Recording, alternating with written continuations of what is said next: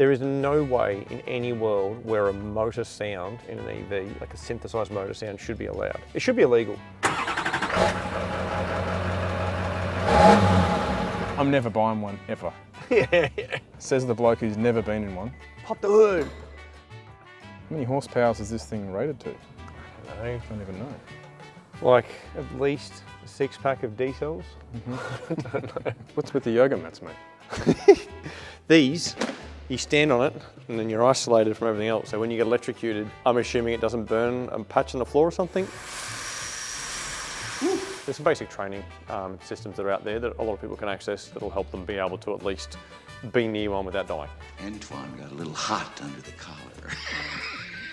I don't even think it's worth taking this off. There's nothing to see. It's just the underside of a giant black aluminium battery case. So I'll walk around now. Is this all the stuff you do while you're waiting for it to charge? Yeah, well, maybe that's what it's there for. When you want to do some laptop work, you fold that down. Wow. And you flip this over. And you could fit like a whole pizza. Litre of colas? A liter of cola? Liter of cola? Do we make liter of cola? They make sure not to delete the cup holes, right? So even though it folds over, what's in there? Oh, you got wireless charge pad and stuff. But you can have all your food here. Nachos. It's all right. Should we go for a little spin? Jeez.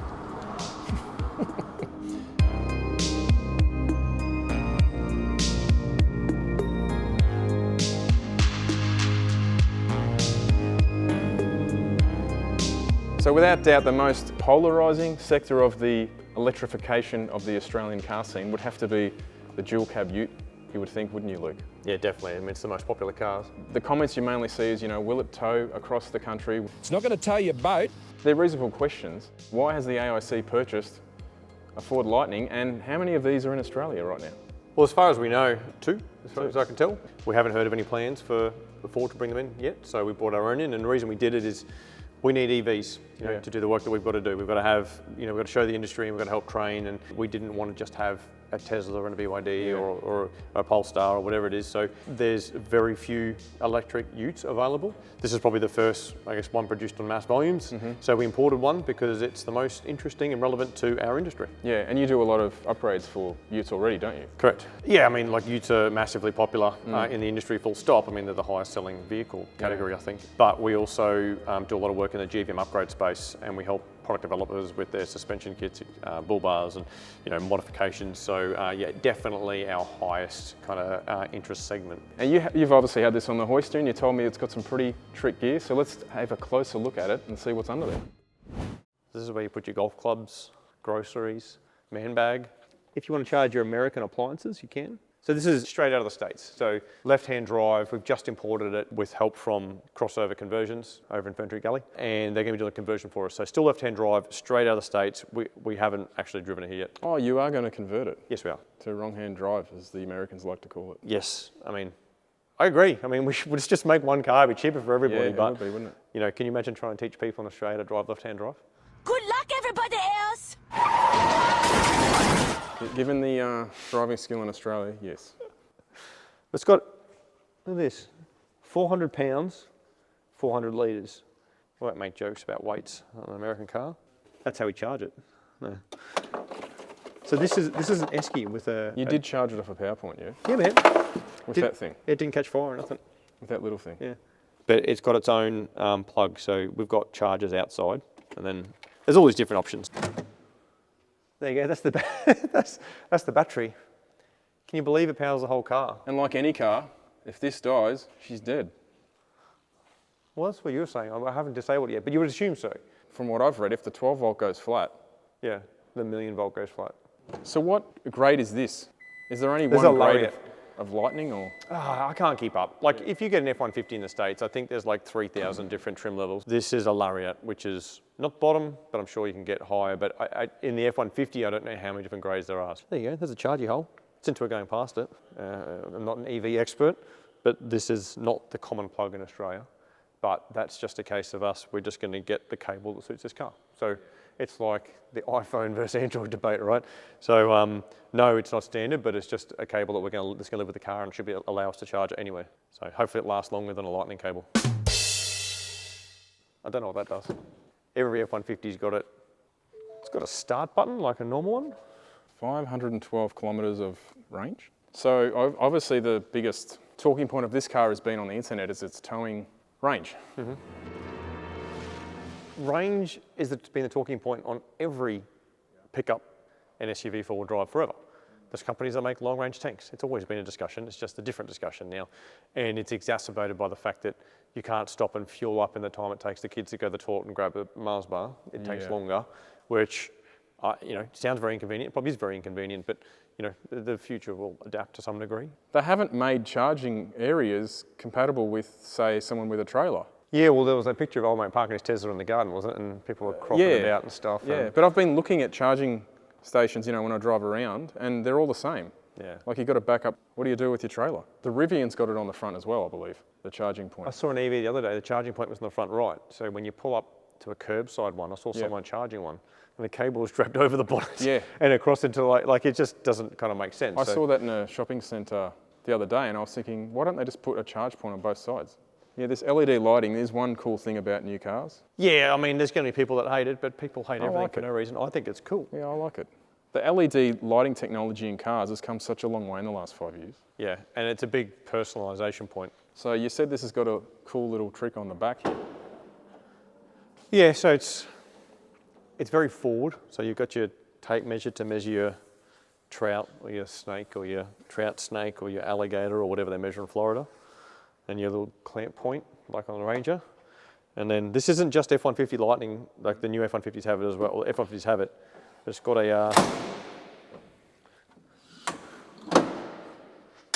an old person step to get you up. Just like that. And you can stand up here. Look, you do not need to be taller. There's a load rating. But yeah, look, it's functional. It is. Look how well that packs away. Yeah, one, it's got numbered, right? As long as you can understand numbers and you can read, you're okay. It's got 1, 2, and then slide in. Oh, you've got some extra charging points over there, haven't you? Yeah, what can we charge in here? AC 240 volt, 30 amps, 7.2 kilowatts. There's obviously some sort of crazy accessory for that. They're not easy to get a hold of. It was hard to get a hold of one. Luckily, we had help. But they're not the easiest things to get your hands on, so I can't imagine they're flooding other countries yet. So there's 2 modes. It's on 1 pedal drive at the moment. You can commute kind of everywhere without touching the brake. So this is the amount of decel without touching the brake. That's just lifting off. It feels like normal braking, doesn't it? It does, yeah. and it should stop. I think there's a creep function. How many horsepower is this thing rated to? I don't even know. Like at least a 6-pack of decels. I don't know. It's got torque though. Like it's got a lot of torque. For someone who hasn't driven an electric car, the biggest thing, it's how they accelerate from say 30 k's, 20, 30 k's. It's just instant. That's the best. I mean, a nice car just cannot produce that. You're not kicking down gears. You're not building boost. It just goes. It's instant. That's the best bit. Jeez. So it's got a motor at the front as well. The biggest difficulty, it appears, is keeping traction on the front because it launches and it's using all the available traction at the front. But they're so peaceful. EVs are so peaceful when you drive around. Yeah, the biggest thing having, as a lot of people would know, having a fast performance car is the sound is great, but in a daily it's not always appealing all the time. You know what EVs should never have? And I think that everybody agrees. The one thing everyone agrees on. They should never have car sounds. These are the worst. Like, you're not meant to like fake bits. There's an element of personal taste there and style. There is no way in any world where a motor sound in an EV, like a synthesized motor sound, should be allowed. It should be illegal. Like if I could make ADRs, I would make that illegal.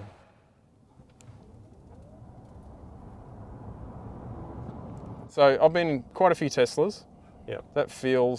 It feels very similar to a dual motor Tesla. I think they feel faster than they are. Like that lack of gear changes and the unrelenting torque that just doesn't stop makes it feel faster. But it is obviously faster than if you had gear changes, right? You can see how you can put the average person who's not a car head in any one of these cars and they'd just be blown away. Yeah, I mean, I've driven the petrol version of this F-150, the current gen, and it's not this fast. No way. Like, yeah, that's properly quick. I can't wait to get this thing off-road because arguably, if the systems are tuned properly, it should have great control of its torque. For spirited and engaged driving, enhances acceleration. Well, let's try that again then. What are we doing here? What are we doing on normal mode? What happens if you lock the diff? See if it actually locks the diff when we turn corners. See if it feels like a VL Commodore with a mini spill. Oh yeah, it does. It does. It does. And automatic disengage. It doesn't need to wait for the gears to line up and unload me. It just stops and disengages. Okay, so we're in sport mode now for enhanced acceleration. Feels about the same. I can't feel much difference. However, this is the brakes. So it's still got brakes, they still work. It drives fine, mate. It's actually quite impressive. I didn't think it'd be slow, but I didn't think it would accelerate that well. But like you said, right, so we're doing... That's where, when you want to show someone how an electric car goes, it's from this speed. Yes, this is 30. You just go. It's compared to a Tesla, there's no EV electric noise. The Jetsons go-go sound. Whereas this doesn't really, it's there, but it's very, very minimal. It just wafts along at a decent rate of knots. Yeah, I wonder how it goes with a couple of tonne on the back. Well, it'd have to drive really well. At the risk of nerding out completely, it doesn't matter whether it's powered by electricity, petrol, diesel, nuclear, plutonium, fusion, you know, whatever you want, right? If you're going to make it accelerate faster or accelerate a higher mass at the same speed, it takes more energy. That energy is whatever you're using to power it, and in this case, that's electricity. So yes, it uses more, just like your Land Cruiser. No, I mean a couple of tonne on the back, and I'd imagine she'd still accelerate quite good. Well, yeah, it's got backloads of torque. That's a lot of torque. And we don't know how much of it's limited by traction control either. It's kind of hard to tell. And neither of us, well, I've looked up a stat, so we've got no idea. No. We don't do that. We just make the videos. Just wing it. It's got onboard scales, so it tells us our payload. So you can put some weight in the back and you put all the jet skis on the back. Yeah, I mean, you've got to rate it in jet skis, don't you? 8 jet skis and 3 dirt bikes. There's stuff you can do in terms of allocating your power. And I've got a hook somewhere to be able to hook you out. You have one, and I have the other, and when we hold it, it's like holding hands and walk down the street. Sword fight. Everything's isolated, so you can, less chance of frying yourself. It's all isolated tools and stuff, so technically you touch the wrong thing and it shouldn't conduct it all down to you. Yeah. You can see why the average Joe Bob mechanic, he's not going to know a lot about this. It's interesting time. There's like a level 1 EV training which is really popular now. We're running a lot of it in conjunction with our vehicles, and where it's the basics, all right? Like, so, you know, a slightly more advanced version of don't touch the orange stuff. You know, how do you isolate the car? How do you make it safe to work on, and what bits do and don't you go near? And it's new, and electricity is invisible, but a lot of the similar concepts exist on current ICE cars, right? There are things you do and don't touch, you know, but this is probably a little bit easier to electrocute yourself. So this is like a bird sitting on the power line. If we're going to earth ourselves, and as long as you're not touching anything else, just take the mat with you. But all this looks a lot like an F-150. You know, the pressed steel lower control arm, aluminium upright. It looks very similar to a normal F-150 or a Ranger. This is a extended range version, so it gives us more battery, maybe more acceleration, I don't know. There are separate requirements in the US, but whether it's a weight distributing or weight carrying, 4,500 kilos, and if it's a weight carrying, it's 2268 kilos, 5,000 pounds. But this is IRS. That's the biggest difference. The biggest swing arm, lower control arms I've ever seen. They're like they're a trailing arm, really, aren't they? It's just it's a giant swing arm. It's got a double mount up here. it's got some girth, all right. Oh, mate, it's enormous. Yeah, but those things are monstrous. I mean, it puts a lot of torque through it. I mean, typically you don't see an aluminium lower control arm in an application like this. But yeah, giant trailing arm, huge mount, because it's a coilover. So the mount on this is massive. You know, massive coilover, and you've got electric park brake on there. That's a heavy guard. How many pounds would you say that is, Luke? That's at least, you know, 3 washing machines, or whatever they use to measure weight in the States. That's a pretty serious 9-inch, isn't it? Well, what are we going to measure diffs in now if we don't have inches? You get a better look at these trailing arms too. That looks like a heat exchanger, water heat exchanger, right? So they must have obviously there's oil in here. That's the biggest misconception. Oh, there's no oil in cars with EVs. Yeah, that's aluminium. Hey, what are you talking about, Luke? It's Aluminum. aluminum. Aluminum. Okay, so this looks like, yeah, you got rubber mounts here on this subframe system. So your battery pack is obviously attached to this. So if you want to take the battery pack out, you disconnect all the gubbins to stop yourself dying, and then you would undo the, yeah, there you go, this one here, these big bolts here and here, and up the front there, and the whole thing will come down as one. So that big cradle with those massive bolts. So it's the entire wheel to wheel, isn't it? Yeah, exactly. It runs pretty much to the back of the front wheels, right back to the start of the back wheels. And all these humongous bolts, of which there is 1, 2, 3, like 8, 4 per side, that the whole thing will just drop down. It's kind of simple in a way, isn't it? Just thinking the same thing. I think we pull one of these apart, we'll probably pull it apart and go, oh, That's it. yeah. Everyone's still scared about what happens when the battery packs go up or catch fire. But, you know, is that a concern? You don't have to worry about that, Luke, because it's only going to last, 3 minutes, and then you're going to be up for $20,000 for a new battery. I wouldn't want to know what a new battery would cost, but I also don't want to have to buy a new internal combustion engine for any Miley cars because they would be very expensive too. A good friend of mine just bought another Tesla, and it's done 220,000 Ks, and I think it's about 8 years old, so it's about at the warranty period, and they did a test on it or whatever, and it came up perfect. It's been trickle charged its whole life too, hasn't had a lot of supercharging. I found that on, I don't know if it's this car, the other one we had that certainly had it, said you can elect to charge how much you want to charge it, and if you tick 100%, it says, warning, this will degrade battery life. We recommend charging at 90% only. So that's a trade-off people are going to have to balance as well. So you have weighed this, haven't you? Yeah. It's about, it depends if it's got a full or empty tank or not. You know, you've got to take that into consideration. I shouldn't ask that question, I look really dumb. I always wondered, you know, if you put a lot of electrons in it, is there actually a measurable weight difference? You know, have to look at those Bill Nye guys that tell us. Bill Nye the Science Guy. It's about 2,900 kilos. The GVM on this is like 3.8 tons. So it's got a good payload. Overall, I've been impressed with this, Luke. It's nice inside, drives well. I reckon it looks all right. Yeah. It's not a cheap car by any stretch of the imagination. Sure. But I mean, let's be honest, even a cheap EV isn't cheap. No, they're not. And if they are, you don't want it. The ICE versions of these vehicles aren't cheap either. No, we've just ordered one, the incoming ICE version Lariat, and it's 140 grand or something like that, or 150 grand. Like it's not cheap. They're expensive trucks, but they do a lot. And you know, is it the car you want to take across the Nullarbor? You know, maybe not yet. You're going to have trouble with charge and range, but depending on how far you go from home, it's a great option. They're quiet. The serenity you get from, maybe I'm getting old.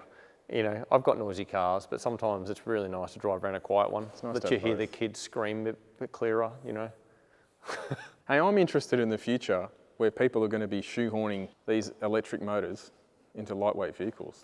I think batteries are what holds them back. Yeah. The concept is fine. Like the concept of an electric motor is amazing. It's just, you know, how heavy is the battery situation, that's all. And you can't run low fuel loads to go lightweight and go faster. Yeah. It's there, right? So that's the biggest thing. But battery technology is that's always been the factor, hasn't it? Like we could make good electric motors and we could make fast cars, but it's always been around battery technology. So as that evolves, if it evolves and where it ends up, that's going to be the big factor.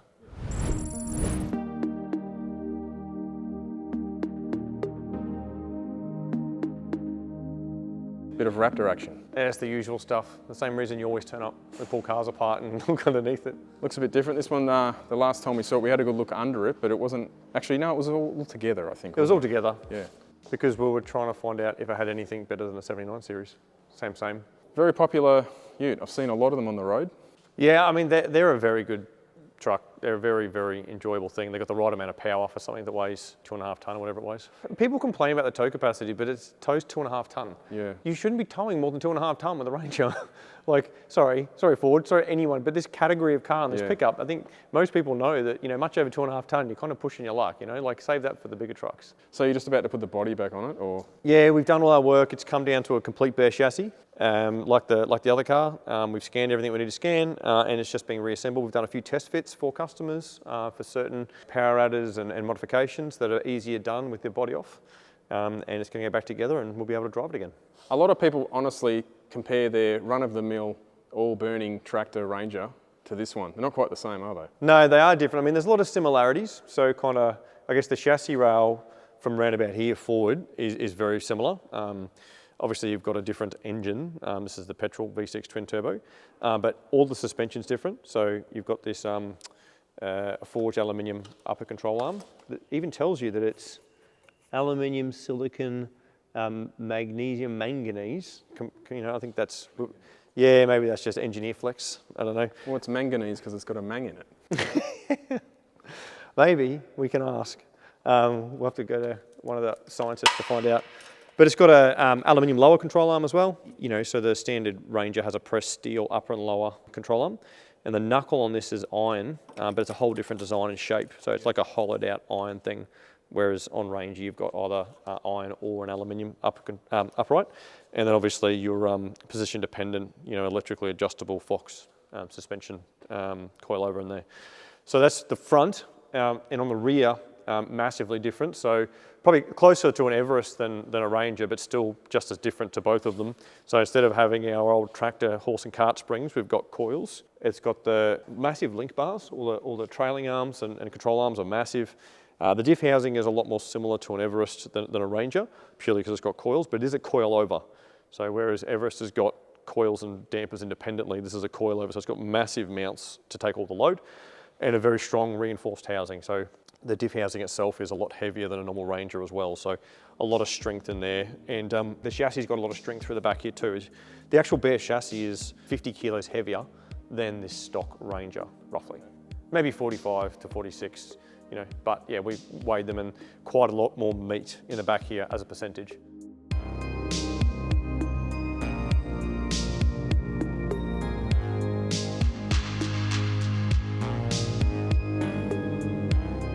So you guys already do a lot of GVM.